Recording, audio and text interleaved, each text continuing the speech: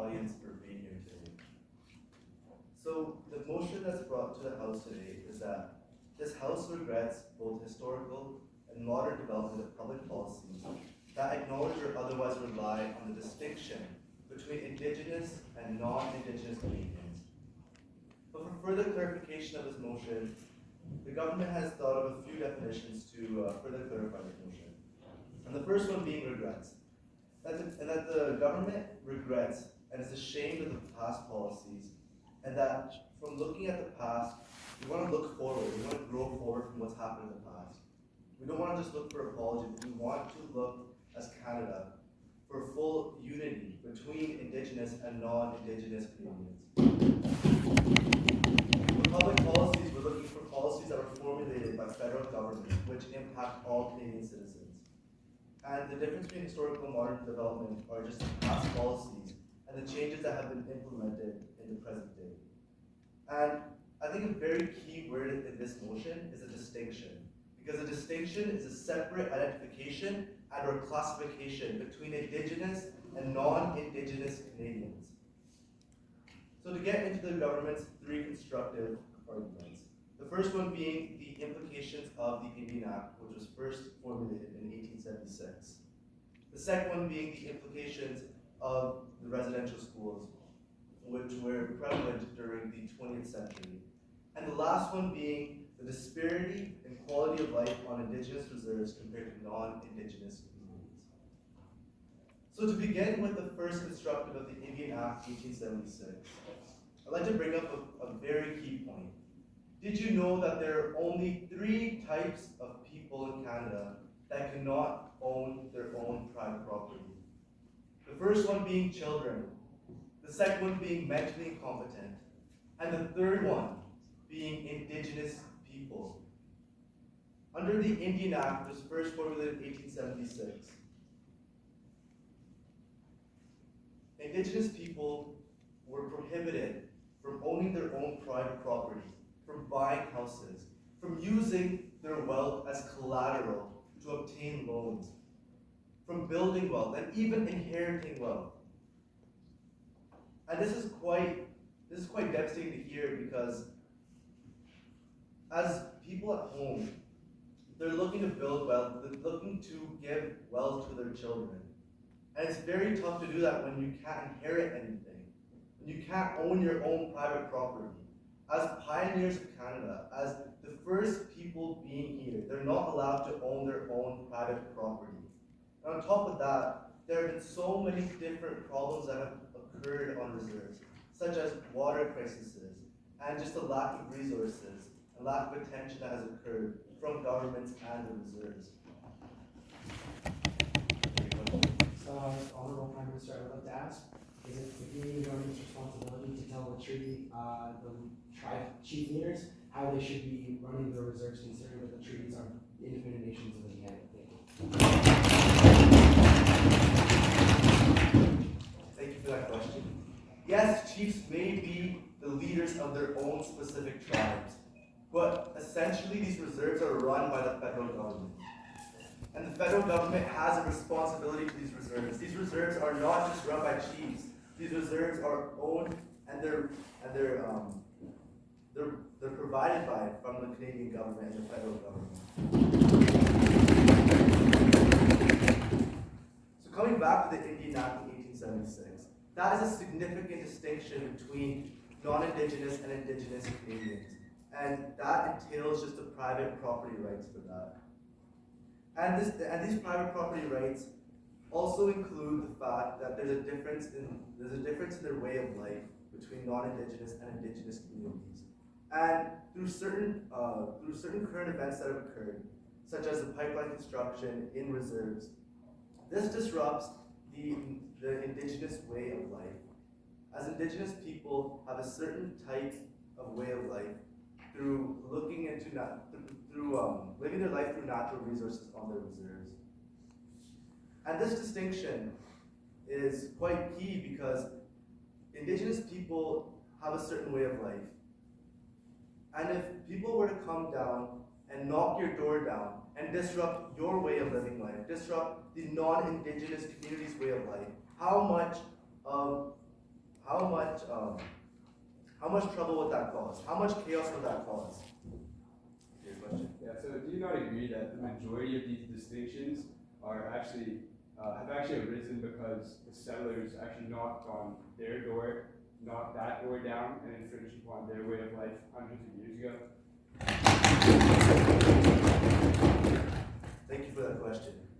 So, from what I've heard from your question, you're saying that settlers have actually knocked down the doors of indigenous people and disrupted their way of life. And what is that? That is cultural genocide. That's cultural assimilation. Indigenous people have their own way of life. Why can't they live their own lives? Why is it that the non-indigenous community has to come in and even disrupt the indigenous way of life? That's cultural genocide. It's cultural assimilation, that which has been prevalent in residential schools. And that's a distinction right there. Why is there a distinction between non-indigenous and indigenous communities? What needs to happen? There needs to be unity in Canada. There needs to be unity in Canada. Canada has to be together. Our country is a country of love, a country of unity, and we need to stand together for this. We need to stand together for this. There should be no distinction between Canadian citizens. Whether you're indigenous or non-indigenous, what are we? We're Canadian citizens. We represent this country together, and we should stand together. Thank you for your time today.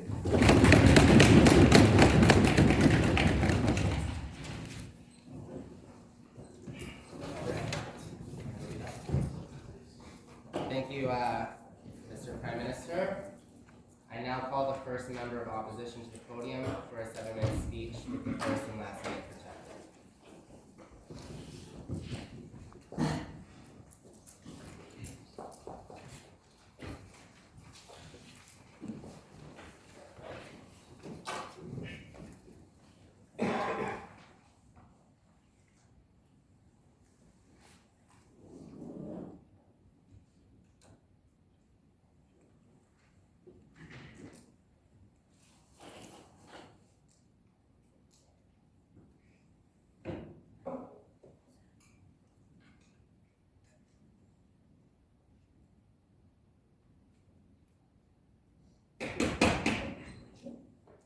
Thank you everyone for joining us today, and thank you Side Government for all the points that you brought forward. Now today, I'm going to do a few fundamental things. I'm going to get into a little bit of clash with Side Government's arguments that they brought forward, and secondly, I'm going to introduce our two themes, which are emphasizing the importance and distinction and recognition, and secondly, the importance of historical context. And then I will dive into our first theme. So, firstly, I would like to get into Side Government's arguments that they brought forward today and have a little clash of what they said. Side Government did an excellent job of recognizing what we have done in history. And I will too do that later in my argument today. But I'd first like to note that they mentioned distinction, and they mentioned disparity, and they mentioned that this group, Indigenous people, have a difference in their way of life, and that they have their own way of living. But then they believed that it was important that we do not recognize that in our policy moving forward. In fact, so far Side Government has not really brought anything forward on how to solve the problems that they were trying to describe. And then they go into emphasizing distinction and emphasizing the difference in the way of life.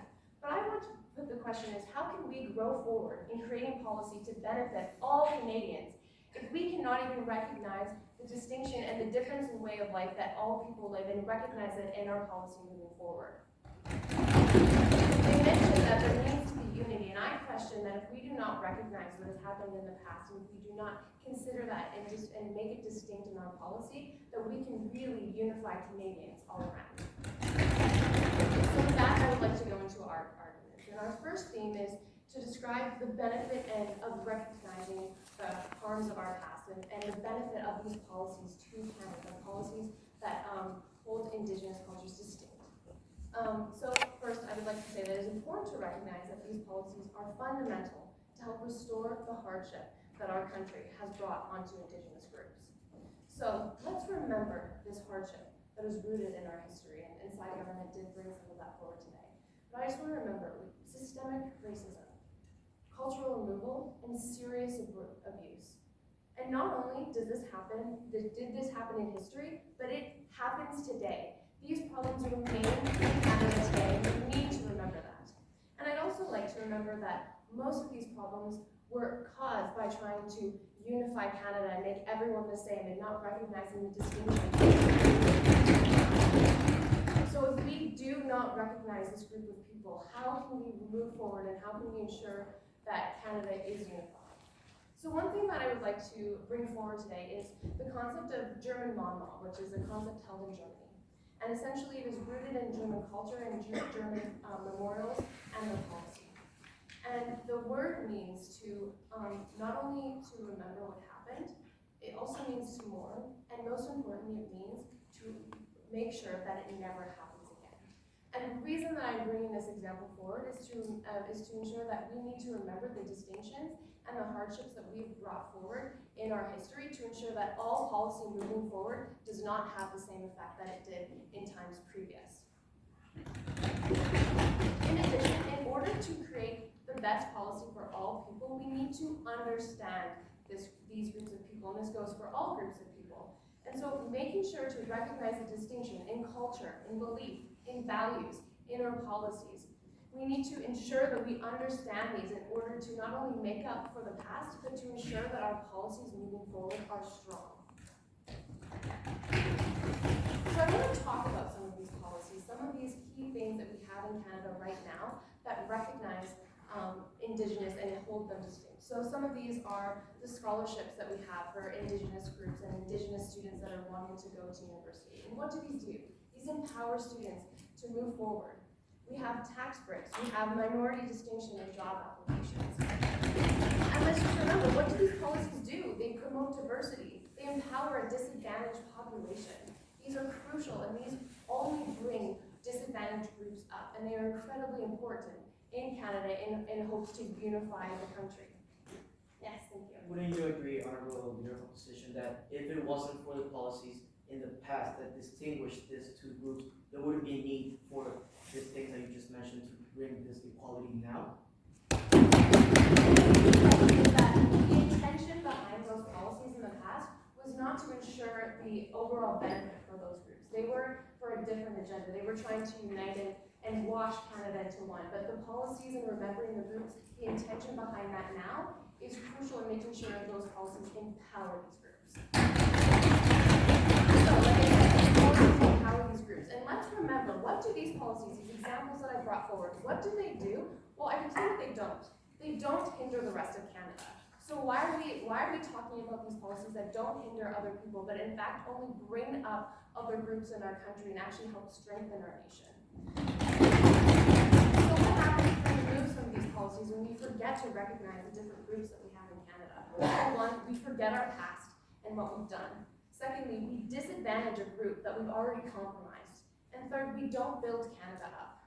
Without these policies, we can't expect these groups to build themselves up when we've already tore them down throughout history. So just a reminder, just to remember it and rephrase everything I said today. This group has been incredibly disadvantaged for years and still remains. All these problems still remain in Canada today. Secondly, us inside opposition believe that distinction is crucial to help restore and build up the damage that we have done throughout history. And finally, our policies only benefit these groups and they do not hinder other Canadians. So just to reiterate again what I talked about in terms of the benefit of these policies and the overall trying to empower these groups, that in order to truly empower them, we need to recognize their distinction and we need to recognize the hardships that we've caused. And in not doing so, these policies take a step back and they do not take a step forward. And taking a step forward, we need to recognize what we've done. Thank you.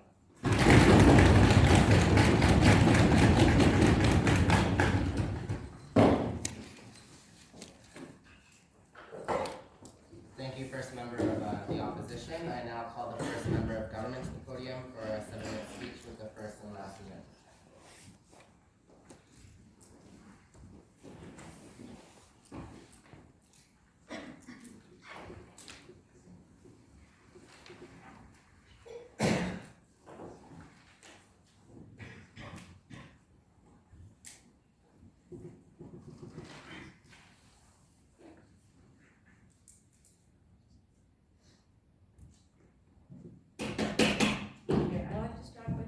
love the opposition for being here, very enthusiastic audience for being here, and obviously the judges for being here.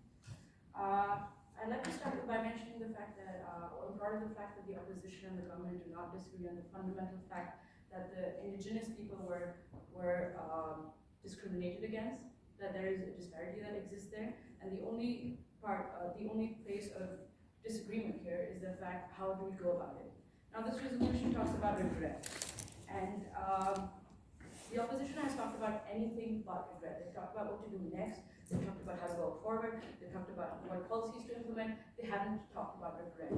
That's the first thing that we should be doing before we talk about policies. That's the first thing that we should be doing before we talk about how to go forward, is we should look back before going forward. Now the second point, I'd like to disagree with the side opposition, is the fact that, yes, of course, we're talking about the distinction in the identities of indigenous and non-indigenous people. But what that distinction has done, as my colleague has mentioned, has allowed this government to take away essential rights, such as property rights from people, from communities such as the indigenous communities. Now, like he said, the indigenous communities don't have property rights. And that is based on the fact of their identity. That is based on the fact that they're indigenous people. What we're saying is that this should not be the factor in deciding where people get rights, if people get opportunities, if people get basic human needs that should be met, regardless of what their identity is, regardless of whether they're indigenous, regardless of whether they're minorities. Now, another point that I'd like to make in disagreement with the opposition is the fact that Canada is one. You mentioned that we're trying to make Canada one, and that is a negative thing. Canada is one, ladies and gentlemen. We're one, we stand for the same things, we work together to create a better country. What we're saying is, while being one, we do recognize that every Canadian is different. Each and every one of us. Be it me, when I'm brown, you when you're white, anyone who's black, doesn't matter, the skin color doesn't matter, race doesn't matter, ethnicity doesn't matter, religion doesn't matter, gender doesn't matter, age doesn't matter. Then why should we be talking about indigenous and non-indigenous people in public policies? We recognize that they're a community, we recognize that they have their distinct practices, we recognize that they are a different set of people, but that does not mean that the government has a right to distinct. Yes, sir. Do you not believe that policies to support any minority, like all the ones you mentioned, are important then? Good question, of course they are. But do you not agree that when these policies or these identifications can be used against these people, isn't that a point of harm as well? For that question, that's a perfect segue into my constructive, which is when we talk about the residential schools in Canada, and how this identification of indigenous people has led to what we can call a cultural genocide in Canada. Now, I'd like to start by saying, when we say the word Canadian, when we say the phrase Canadian culture, what is the first word that pops up in your mind? I'd be surprised if it wasn't with the word sorry. We're so known for saying sorry, that is the first word that comes up to your mind when you say Canada, isn't it? And so this resolution is talking about regret. This resolution is talking about feeling sorry for what we've done in the past and what we're currently doing to them, and then looking forward, and then looking at different policies that can help people, but not on the basis of identification. Of course, we can help these communities, but without the distinction of giving them a different identity in the public policy. As a federal government, we have the responsibility to treat every citizen the same, regardless of what they're doing. Now, I hope that the opposition is familiar with the torture that indigenous people went through in residential schools. Students were subject to sexual, emotional, and physical harassment. Students in schools were subjected to physical, emotional, and sexual harassment. Do I need to repeat that once more? I will. Students were subject to emotional, physical, and sexual harassment. This is all on the basis of their identity. They were in a school that was put to erase their identity, to erase their cultural beliefs, practices, faith. They were in there to be Canadian, not one. They were in there so that we could take away from their cultural rights and give them something that we fundamentally believe was Canadian. That is not what the government supports, and it's important to lay down that distinction right now. What we're saying is no one should be harmed on the basis of their identification. Now, yes, I'd like to take that question. Are you arguing on side government that you should, under the Charter of Rights and Freedoms, you should be removing protected classes based off that argument, considering not supposed to be selecting specific groups? Thank you for that. That also is a segue into my next point. This works out perfectly. So I'm talking about how the Canadian government actually helps women, actually helps other people who are minorities, without giving them with a culturally distinct identity, don't we? Don't we support women in this country? Don't we support other minorities from people from religious backgrounds? In fact, I would say that Canada actually supports immigrants more than we support Indigenous people. And what we're saying is, of course this community deserves our support. Of course we will do anything to support it. But the very basis of that support being a distinction in the identification of people, that is what this government is arguing against. That is what this government thinks is wrong. Now, I'd also like to give you a different perspective. Now, we're talking about kids who are in schools. We're talking about kids who are going there for their education. We're talking about kids who are investing in schools so that they have a brighter future ahead. Now, that point brings me to the future of these kids. They've gone through, we've talked about it, they've gone through emotional, physical, sexual harassment in schools from their own teachers. The teachers who they're supposed to be trusting, who they're supposed to be looking up to, who they're supposed to be looking for help to. And what these kids have is harassment. And in their future, they don't even have a house that they can call their home. They don't have a house in their family's name. They have nothing to be passed down. Indigenous people cannot build wealth. Why?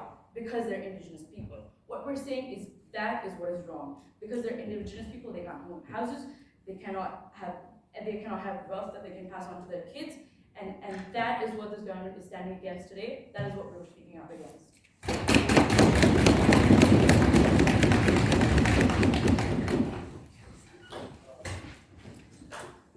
Thank you, first member of government. I now call the second member of the opposition to the podium for a 7-minute speech.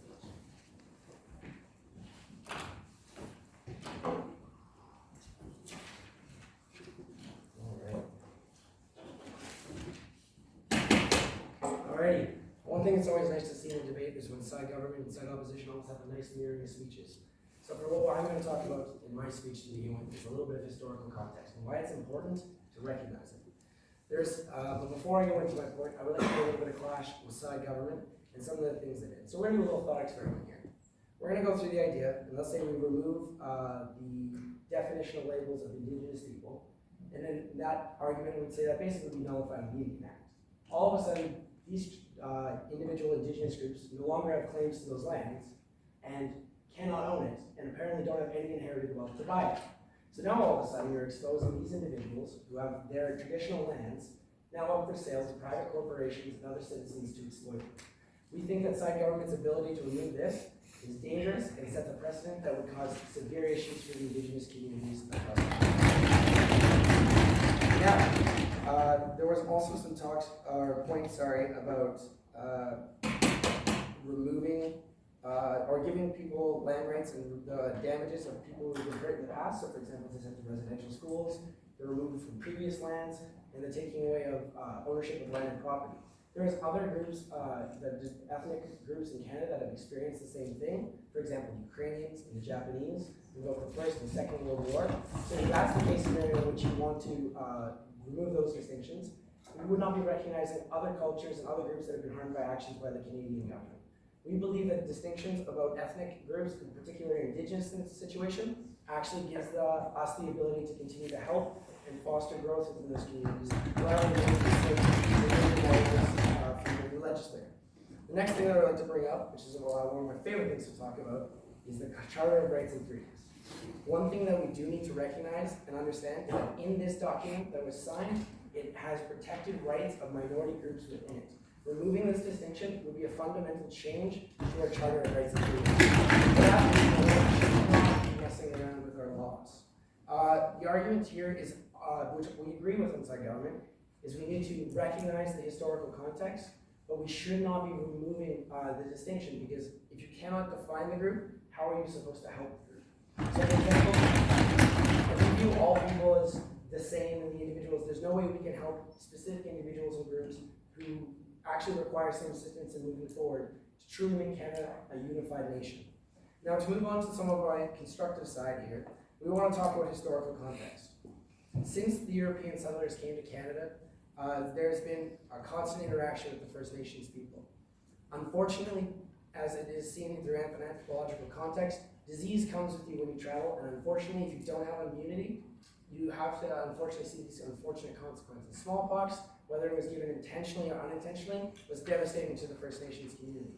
However, the intentional policies of settlers and eventually the Canadian government and the British government were very, very damaging and impactful. To ignore these wrongs that we've done throughout the past, it would be incredibly disrespectful to the legacy and memory of these groups. We can even see in a more modern context. Residential schools, there are still individuals alive today who experience the hardships and evil that is brought upon them. It's very, very essential to make sure that their trauma continues to live on and is respected. And I understand that we can continue to move forward and hopefully try to find a way to mediate and begin to repay for the suffering that we caused them. Just imagine being a kid taken from your family, and not being able to see them for years, and being forced to basically have your culture removed from your memory. Like, that is absolutely appalling, and we should continue to realize that we have to learn from our mistakes and continue the definition of that. We now also need to take a look at what Canada looks like from an international context. We are one of the only Western democracies who have recognized that we've committed genocide on our own soil. If we're going to now all of a sudden remove the ability to define these Aboriginal groups, that is us whitewashing history. Like, just imagine the optics of this.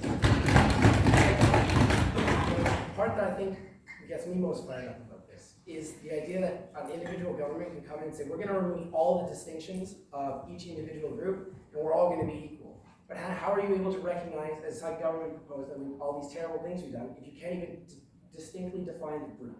So not to get aggressively hyperbolic here, but if you take a look, it'd be like the Rwandan government all of a sudden removing the distinctions between Hutus and Tutsis, or the German government trying to deny the Holocaust. I don't believe that's a good precedent for Canada.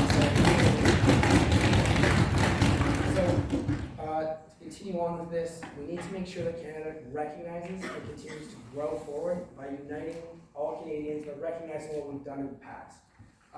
Particularly, we need to ensure that we respect the rules that we've already created with the First Nations people, and side government unilaterally removing the definition of Indigenous and non-Indigenous would almost seem as a violation of the treaty. Like, would there be, from side government, which we haven't heard, would there be any consultation of the First Nations people? Yes, side government. Would that mean that the opposition also supports the discrimination that these people face on the basis of this distinct identification? So if you're arguing that protected classes is a discrimination, I don't necessarily sure we agree with that. So for example, as we said, we're huge defenders of the Charter of Rights and Freedoms, and we believe that minority classes should have their rights respected. Understand that discrimination is happening throughout previous administrations, but unfortunately I don't own a time machine, and if anyone does, that'd be awesome, but we can't go back and change the policy implemented by previous governments. We need to ensure the fact that we can only act moving forward, and by doing so we need to continue to respect and identify the needs that are necessary. So for these reasons, we believe that Canada needs to act in a way that represents us best on the world stage as a leader, recognize the mistakes that we've made throughout our history, and continue to uphold the ability to improve conditions moving forward. What we should not be doing is removing our ability to recognize the past, help groups within Canada who are in need of continued financial, emotional, and united support. And by removing this definition, side opposition believes this would be incredibly detrimental to the well-being of our Indigenous communities. Thank you very much.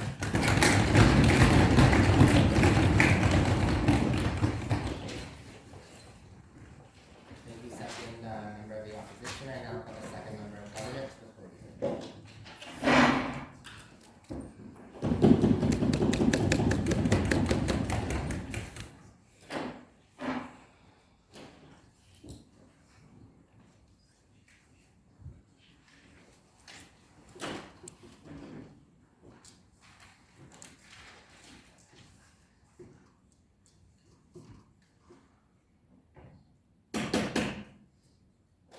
Thank you, Mr. Speaker. Thank you, honorable judges, audience, and lovely side opposition today.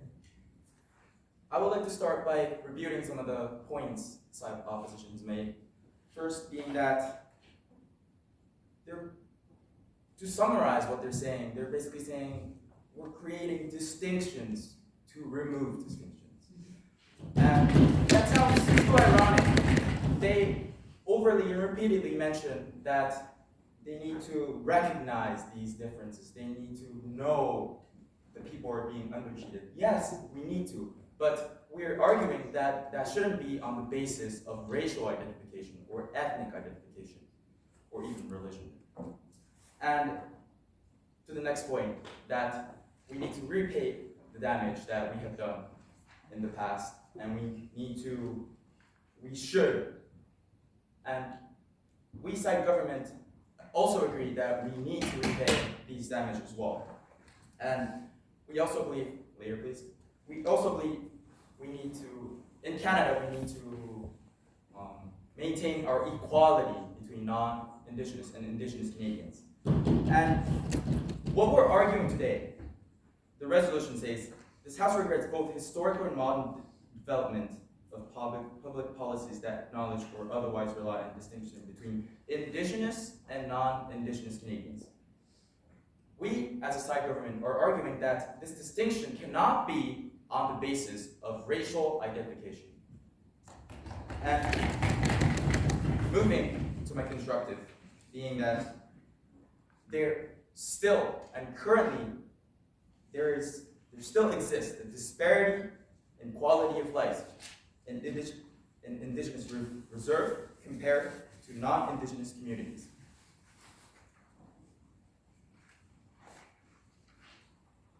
In the past, Indigenous females were the subject of kidnap and rape.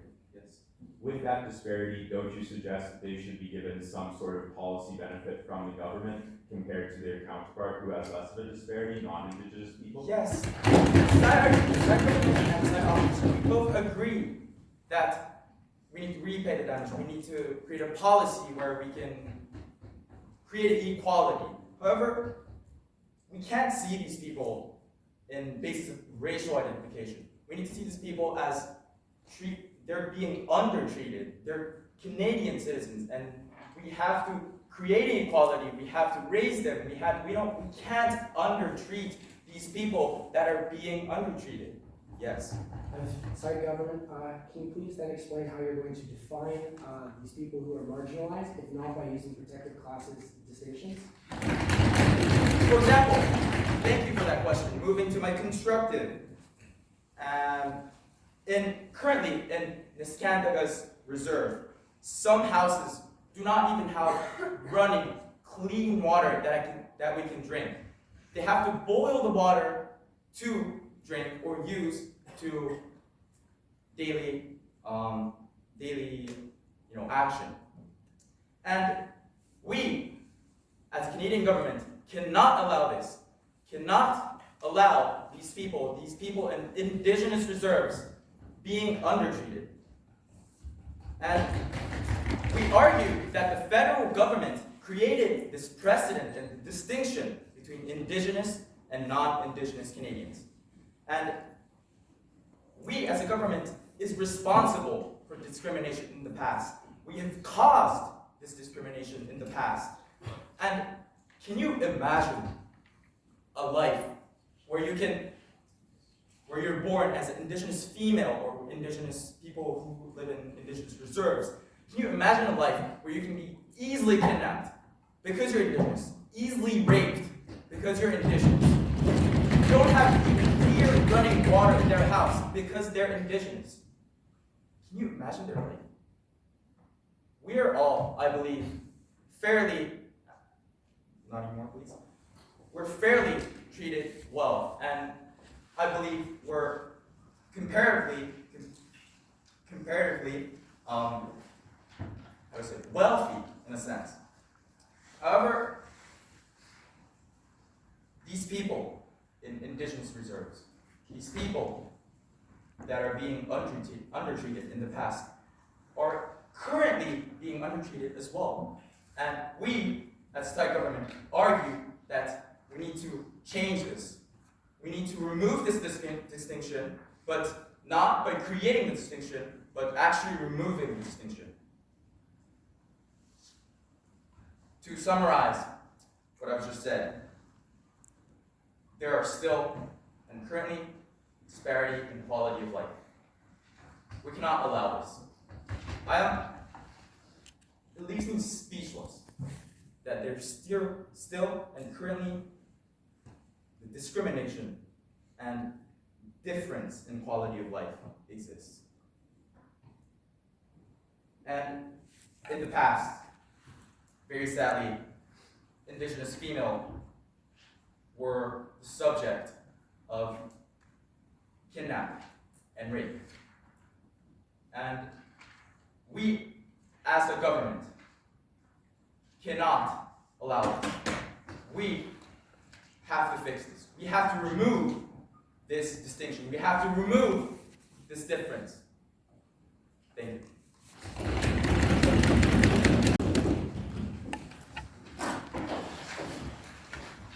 I now call the third member of opposition to the podium for a 7-minute speech.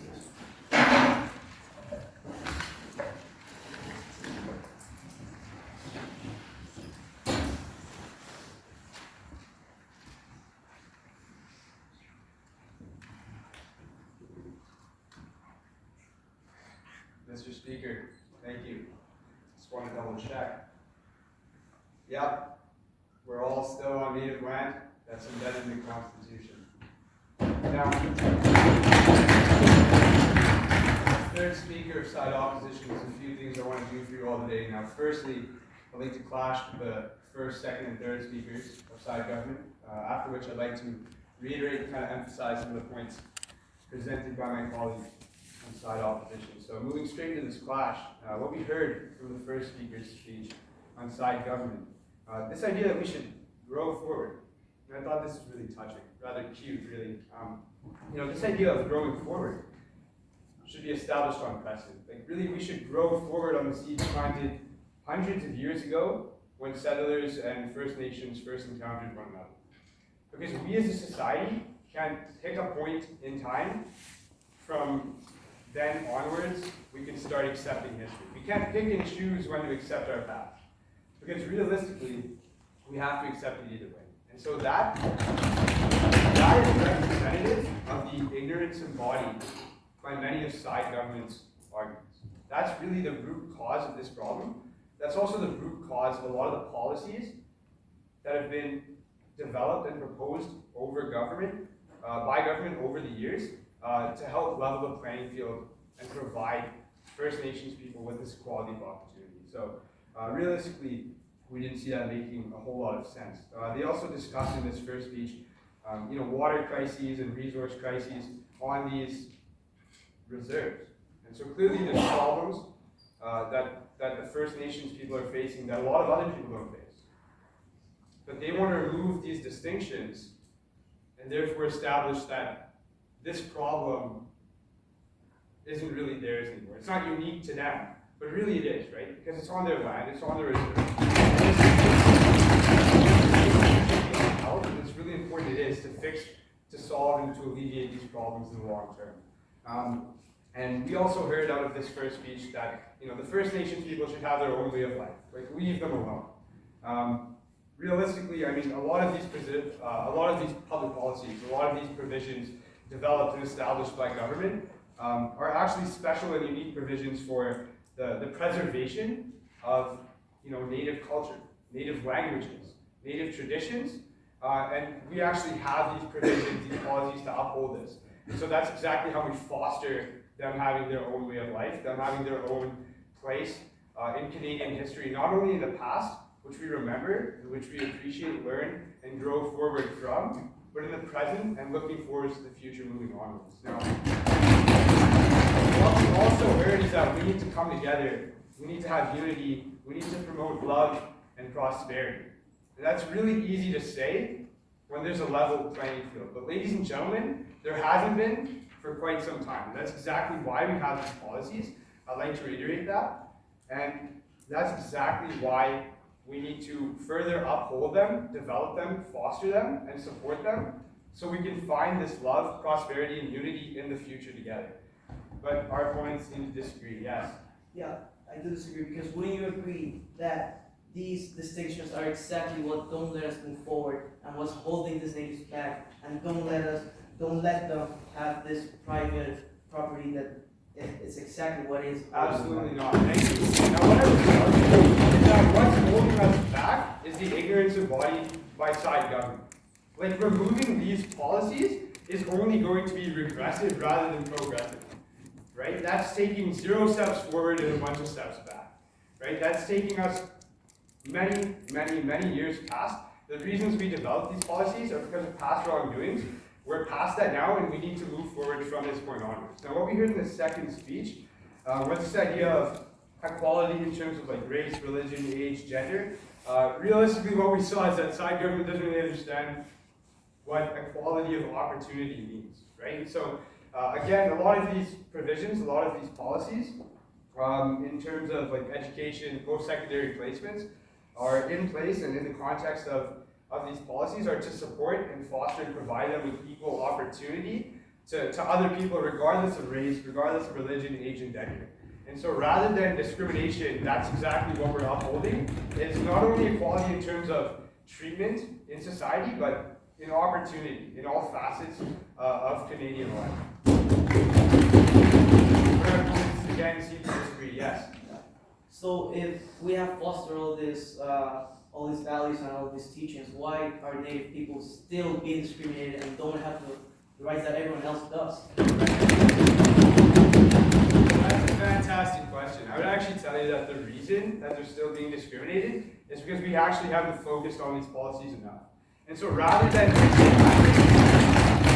retracting these policies, I'd actually tell you that we should actually bolster them, put more of an emphasis on them, collaborate more with First Nations people on these policies, and to ensure that they're actually kept up with and maintained and acted on in the future.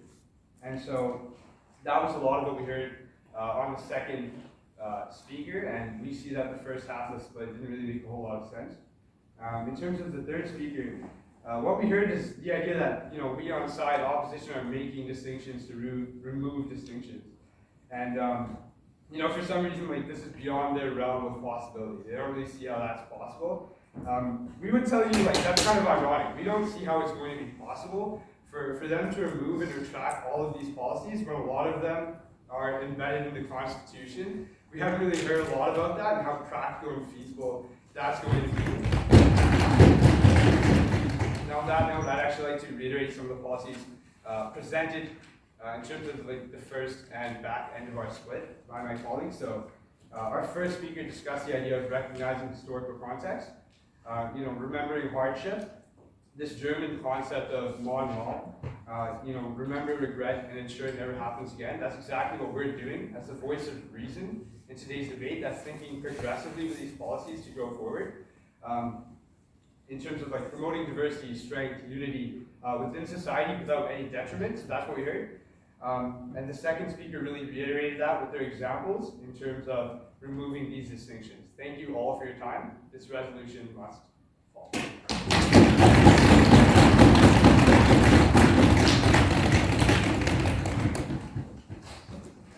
Thank you, third member of the opposition. I now call member of side opposition for the 4-minute rebuttal, which is complete.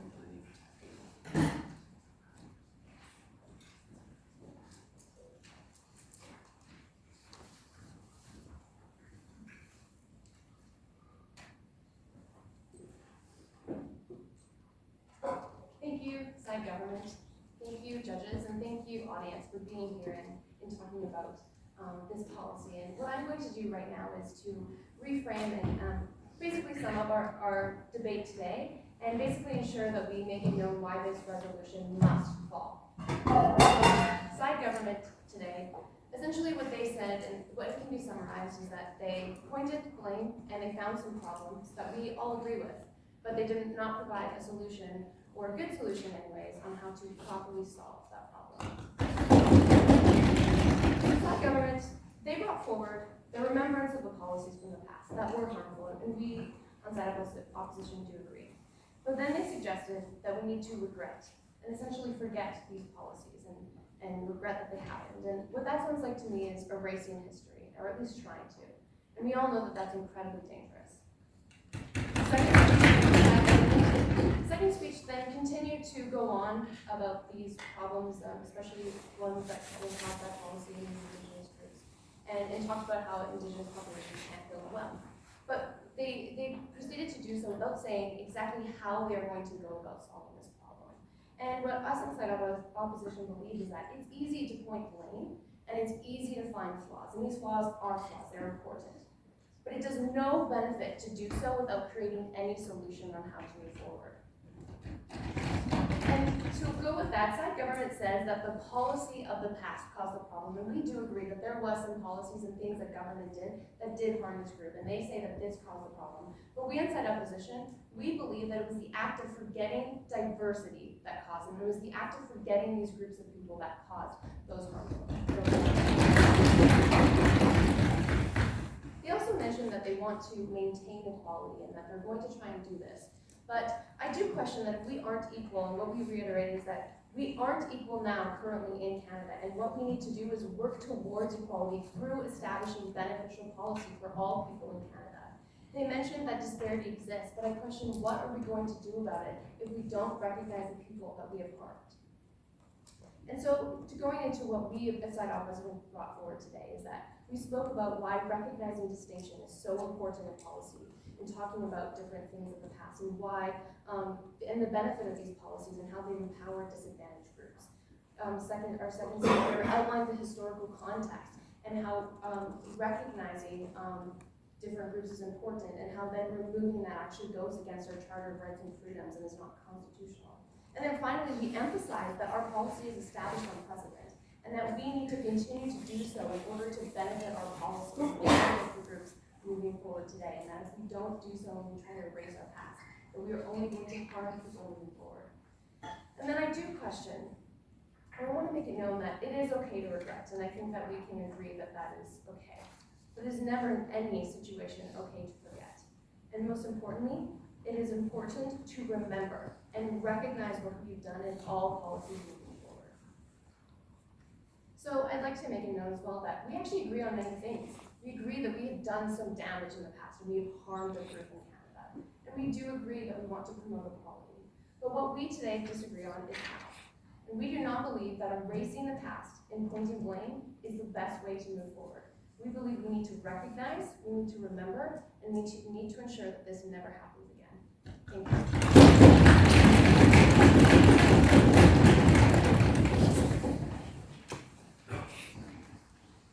Thank you, Side Opposition. I now call a member of Side Government for their 4-minute rebuttal.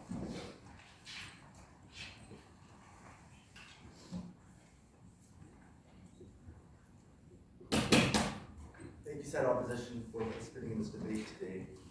So to sum up this debate that's occurred today, the constructive arguments of the opposition really consisted of describing the benefit and harm of our past and explaining why cultures are distinct, why we should recognize the past. And they really talked about policies such as scholarships and tax breaks, and through these distinctions, we can really benefit the Indigenous community. But our rebuttal to that is that even if there are certain type of benefits to Indigenous communities, there are still things that they are failing to see, and some of them being our basic human rights. And the human rights being that there's a need for water, and if there's a water crisis in a community, then the federal government, actually the whole nation of Canada, should have a certain type of attention towards that community. And this is the reason for distinction. This distinction isn't for the necessary, isn't necessarily just for the policies, but it should also be for the unity of Canada. Because this distinction is what is separating us. It's what's separating our communities. And that's exactly what we don't need in our country today. Yes, the second speaker of the opposition did talk about how Canada does recognize our past, and that Canada, being a Western democracy, does accept that there has been a cultural genocide that has occurred. And they've talked about growing forward today. That's exactly what the government wants as well. But how exactly can we grow forward from certain type of policies, such as the Indian Act, where they're not allowed to inherit any sort of wealth, use their wealth or use their houses as collateral, how exactly can we move forward from that? How exactly can we move forward from the fact that it is virtually impossible for Indigenous communities to really progress and really try to grow forward from this theme?